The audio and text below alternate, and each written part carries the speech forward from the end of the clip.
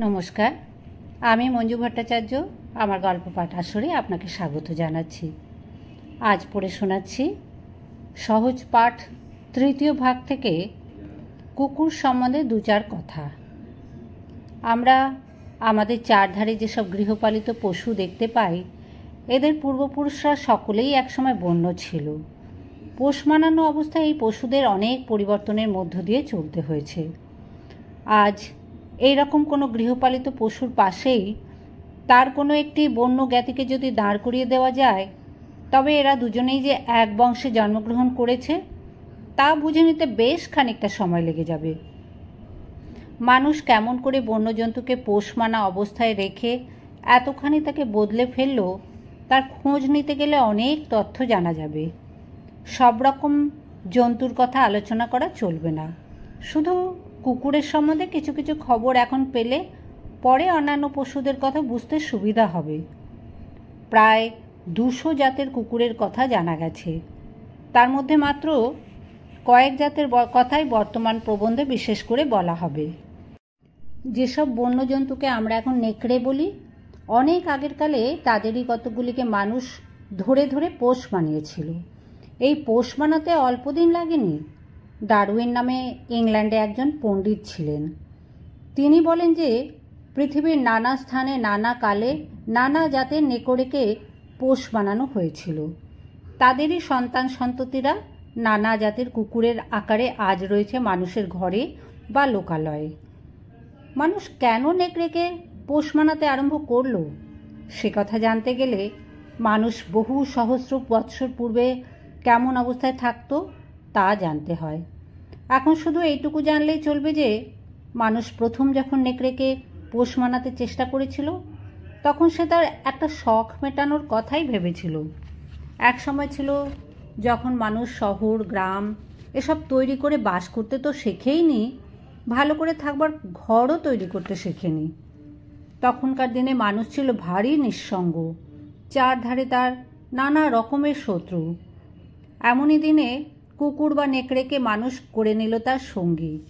এখনও যেমন আমরা এক রকমের কুকুর পুষি শখের জন্য, তখনও তেমনই ছিল।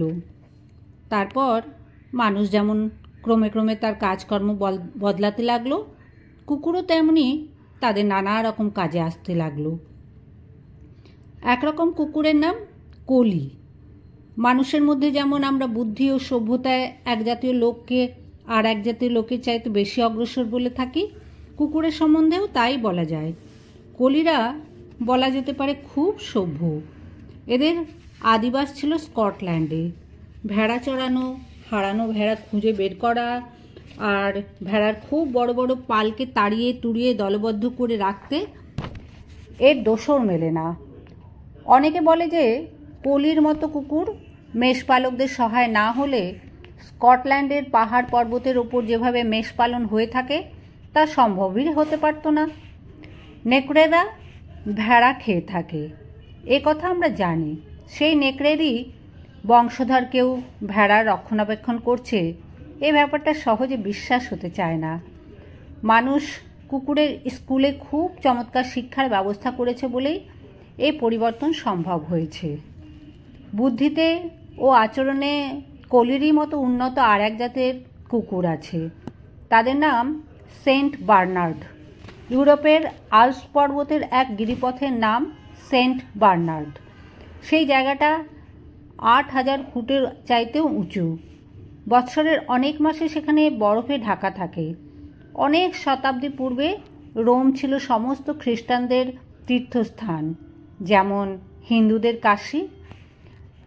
সেন্ট বার্নার্ড গিরিপথ দিয়ে অসংখ্য লোক যাতায়াত করতে বলে ওখানে অনেক পান্থশালা ছিল। আমাদের দেশে যেমন ধর্মশালা আছে তেমনই। সেই সব ধর্মশালার সাধুরা একরকম কুকুর পুষতেন। তাদের নাম হয়েছিল সেন্ট বার্নার্ড কুকুর। বরফের ভেতরে চলতে চলতে পাহাড় পর্বতের মধ্যে পথিকরা অনেক সময় শীতে কাতর হয়ে পড়ত। কখনো কখনো তারা পথও হারিয়ে ফেলত। এইসব পথিকদের জীবন রক্ষার জন্য অথবা তাদের পথ দেখিয়ে কোনো নিকটবর্তী ধর্মশালায় নিয়ে যাবার উদ্দেশ্যে সাধুরা এইসব কুকুর পাহাড়ের মধ্যে ছেড়ে রাখতেন। সাধারণত এরা দুজন একসঙ্গে থাকতো। এরা যেরকম কাজ করে তাতে এদের দুটি না বলে দুজন বলতেই ইচ্ছা করে। একজনের গলাবন্ধ জড়িয়ে বাঁধা থাকতো একটা ব্র্যান্ডির পাত্র, আর একজনের পিঠে বাঁধা থাকতো একটা কম্বল। এমনি অবস্থায় ঘুরে ঘুরে এরা যে কত পথিকদের জীবন রক্ষার কারণ হয়েছে তার ইয়ত্তা নেই। তীর্থ করতে রোমে যাওয়া খ্রিস্টানদের মধ্যে এখন কমে গেছে। এই গিরিপথ দিয়ে লোকের যাতায়াত কিন্তু কমেনি। সেন্ট বার্নার্ড কুকুর এখনও সেখানে পথিকের বন্ধু। এদের চোখের দৃষ্টিতে ও মুখের ভাবে এমন একটা মাধুর্য ও মহিমার ছাপ আছে যে সেদিকে তাকে দৃষ্টি ফিরিয়ে নিতে ইচ্ছে করে না। কয়েক বছর আগে এই জাতীয় একটি কুকুর মারা গেলে তার গলায় একটা পদক দেখা যায়। তার থেকে জানা যায় সেই কুকুরটি তার জীবিতকালে 22 জন মানুষের প্রাণ রক্ষা করেছিল।